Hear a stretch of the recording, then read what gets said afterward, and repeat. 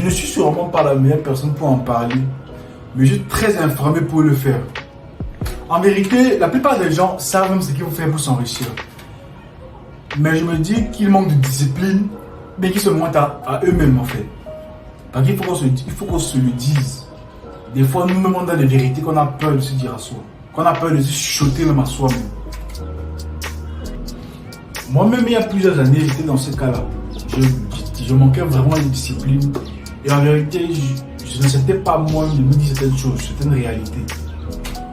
Et je vais vous dire que j'ai déjà réussi, mais quand je vois mon évolution jusqu'à maintenant, je pense que je commence à en sortir, on va dire entre parenthèses.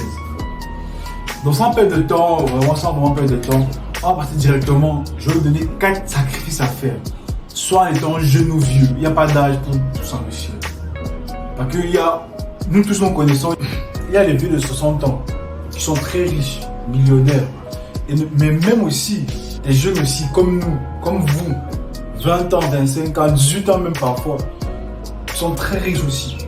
Bon, la plupart du temps, je trouve en Occident, mais pourquoi nous sommes en Afrique, on peut aussi avoir ça, avoir nos rêves africains. Pourquoi nous aussi, on ne peut pas s'épanouir? Il dit que à 20 ans, j'ai appris à faire mes classes. À 20 ans, je suis, on va dire, libre entre parenthèses. Libre de faire mes voyages.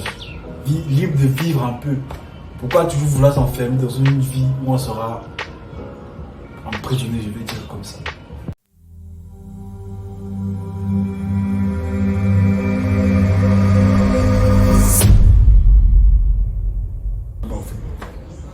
Bonjour, je suis Tchatchaman Sorel, jeune entrepreneur, jeune africain, de nationalité camerounaise, promoteur de la chaîne Grandis Ensemble.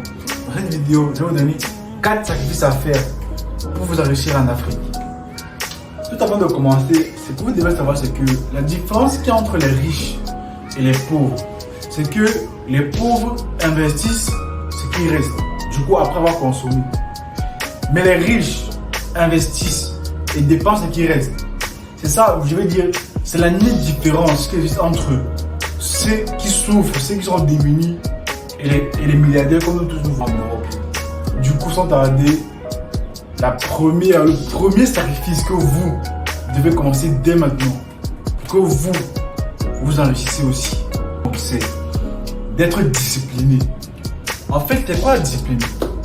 La plupart du temps, on demande d'être discipliné sans vraiment nous expliquer ce que c'est. En vérité, pour être discipliné, il faut avoir un objectif précis sur le long terme. Mais cet objectif doit être, je veux dire, divisé en petits objectifs que vous devez effectuer quotidiennement pour être sûr que vos projets, votre désir, votre objectif soit atteint à la fin.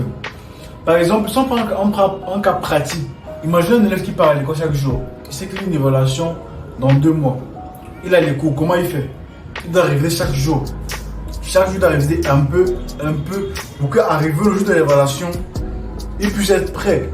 Il puisse être évalué comme il faut pour avoir une bonne note à la fin. Et même sur le cas pratique même de la vie courante, imaginez un projet de poulailler qui va vous coûter 1 million. Mais vous n'avez pas les 1 million sur vous. Mais vous avez vraiment envie de vous lancer dans l'élevage. Mais quand vous avez fait dans votre cahier de charge, vous avez dit qu'il vous faut 1 million de francs. Comment vous allez faire? Divisez ces 1 million en 365 jours. Je pense que c'est l'équivalent de 1 an. En 1 an, vous avez, quand on arrondit, ça fait les 3000 francs par jour. Vous voyez, c'est déjà un montant très minable qui est très accessible pour vous maintenant. Du coup, et même si c'est que vous avez un problème d'économiser, même si c'est que c'est compliqué pour vous de garder l'argent sur vous, pourquoi ne pas appeler vos amis? Vous faites une cotisation avec des amis de confiance. Chaque jour, vous vous dites, on doit économiser 3000 francs. On bouffe après tel nombre de temps. Là, ça peut vous aider, vous, à économiser plus rapidement et plus efficacement parce que là, vous aurez une pression chaque fois. Vous savez que demain, je dois donner 3000 quelque part. Du coup, vous devez vous démerder à chaque fois pour avoir le montant pour donner. Parce que vous savez que vous devez être en règle. On ne va pas crier sur vous. Faites que le stéréo, bien sûr. Parce que, en vérité, si vous voulez vous enrichir, dans tous les cas, vous devez être quelqu'un de très sérieux, d'honnête. On doit avoir confiance en vous. Vous devez être quelqu'un de confiance. Surtout, l'essence de votre discipline doit être que vos projets pour lequel vous vous battez, doivent vous porter à cœur. Si c'est que le projet, vous ne voulez pas vraiment le réaliser en vérité, même vous n'allez pas y arriver. Parce que je pense que ça vient de là. Vouloir d'abord vraiment le faire avant de parler de discipline.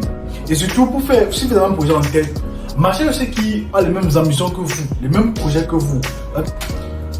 Le deuxième sacrifice que vous devez faire pour vous enrichir, en Afrique bien sûr, c'est éviter l'excès d'alcool. Et en vérité, les Africains sont vraiment dans l'alcool. Dans un pays comme le Cameroun, on consomme plus de 650 milliards de bières en une année. Vous imaginez un peu. Comme le professeur Bayebek l'a dit, comme un pays qui s'alcoolise autant peut s'enrichir. Comme un peuple qui boit autant peut aussi créer de la richesse. Impossible. Et si quelqu'un qui boit, qui est un alcoolique, nous dit, vient dire aujourd'hui qu'il veut s'enrichir, qu'il veut devenir entrepreneur, c'est qu'il ne comprend pas vraiment le sens d'un entrepreneur.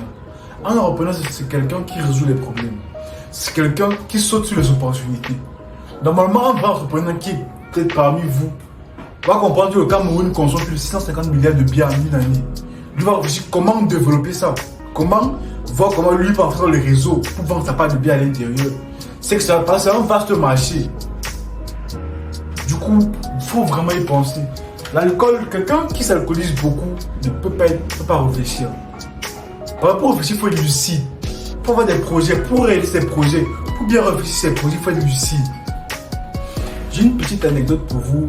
Il y a 3 ans, j'avais un voisin, on va dire, très alcoolique.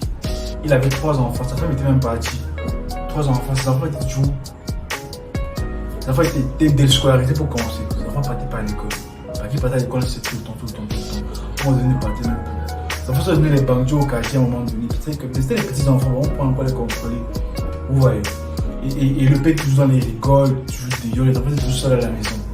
Une question pour vous, est-ce que ce genre de parent, est-ce que ce genre de père peut être responsable? Est-ce qu'il peut prendre des décisions pour ses enfants?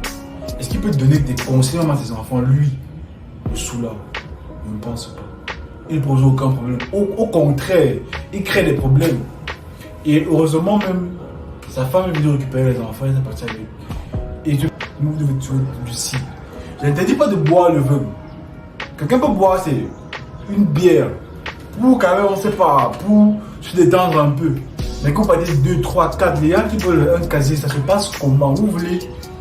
Même si vous ne voulez pas devenir entrepreneur. Et sous d'avoir vu quelle vidéo de milliardaire sur le net. Sur internet, partout là.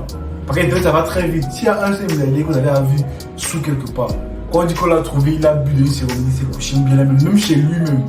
Le troisième sacrifice que vous devez faire dès maintenant pour vous enrichir, les amis, c'est de laisser le bling-bling. Je parle des vieux comme des jeunes. C'est vraiment dit le bling-bling, c'est que les jeunes qui sont intéressés, mais même les vieux. C'est vrai que laissez la concurrence que vous faites avec les gens. Parce que ça sert à rien de.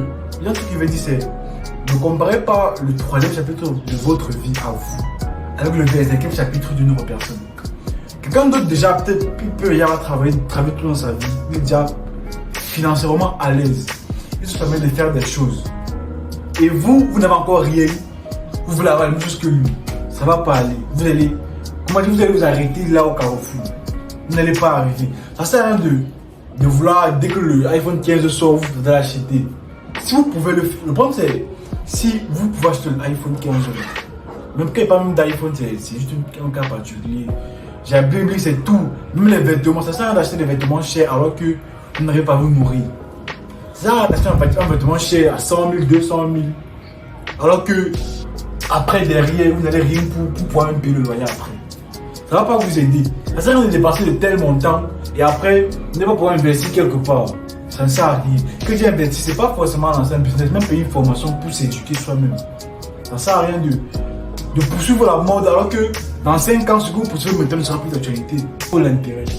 Alors que si tu prends l'argent que tu achètes ton vêtement avec là, l'argent que tu sors, tu prends chaque soir avec, si tu prends cet argent, tu investis quelque part, dans toi ou même dans un business, ça peut te rapporter plus dans 2 ans, dans 3 ans, dans 5 ans, on ne sait pas. Cette formation que tu vas faire, ce business que tu vas lancer peut t'amener encore plus loin que le téléphone que tu vas acheter peut-être maintenant et le revendre dans 2 ans. Les amis, pensez-y vraiment. Le 4e sacrifice que vous devez faire dès maintenant pour vous enrichir en Afrique, c'est de sacrifier les petits plaisirs immédiats. Sans vous mentir, moi-même jusqu'à présent, des fois je me lève le matin à chaque fois. Si je me donne, je pars toujours sur WhatsApp, TikTok, j'essaie de scroller un peu. Et des fois je me rends compte de faire une heure de temps sur le lit, toujours en train de scroller, vous voyez. Et je pense que c'est le problème de la plupart d'entre nous. Et depuis que moi j'essaie un peu d'esquiver ça, en allant dormir, même au téléphone un peu loin de moi, même que je suis sur le lit, en me levant le matin, j'essaie de faire, on va dire, une petite méditation. Genre, j'essaie de me lever le matin, j'essaie même de réfléchir à ce que je vais faire dans la journée. Essayer de faire mon petit planning de la journée. C'est pas facile, des fois c'est vraiment très compliqué. Avec des applications comme TikTok, WhatsApp, Facebook, Twitter, c'est vraiment pas facile avec les réseaux sociaux. Du coup les amis, essayez vraiment de sacrifier ces petits moments de plaisir pour vous grandir, pour investir en vous, pour réussir dans vos projets, pour effectuer, pour réussir à vos projets. Là, j'essaie vraiment d'être sincère parce que c'est un problème qui touche la plupart des jeunes, même des vieux, même des gens. Parce que la technologie, ça c'est plus seulement pour les jeunes même. Il y a même des vieux, 30 ans, 35 ans, tu vas voir, tout est sur son téléphone. Chaque jour, il met la connexion. Chaque jour, il met la connexion. Chaque jour, il met on sait pas d'où l'on sort. Personne ne le sait. Là, on a la connexion comme chaque jour. Comment vous mettez chaque jour là? Imaginez, essayez de comptabiliser vous-même. Même si vous mettez seulement 500 fois par jour, en un mois, ça fait combien? 15 000 à peu près. En un an. Là, on va avoir un truc d'utile avec. Je pense bien. Je ne dis pas de devenir plus vous connecter, mais essayez de bien réfléchir, essayez de bien utiliser, essayez de bien faire vos dépenses. Essayez de vraiment régulariser pour éviter de tomber dans le piège du plaisir et vous perdre à l'intérieur parce que vous pouvez rater votre vie à cause des plaisirs vraiment inutiles.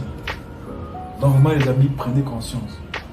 Bon, je pense qu'avec la fin de la vidéo, on a pu donner 4 sacrifices à faire pour vous enrichir en Afrique. Mais en résumé, les 4 trucs qu'on a donné ici, c'est être discipliné, éviter l'excès d'alcool, éviter le bling bling, il faut dire non au bling bling tout l'instant là. Et le 4e, le plus important, c'est de sacrifier les plaisirs de l'instant présent. Laissez les faux plaisirs qui vont vous quitter tout. Et je pense que dans la vie, vous allez tout avoir. Du coup, on se voit pour une prochaine vidéo la semaine prochaine.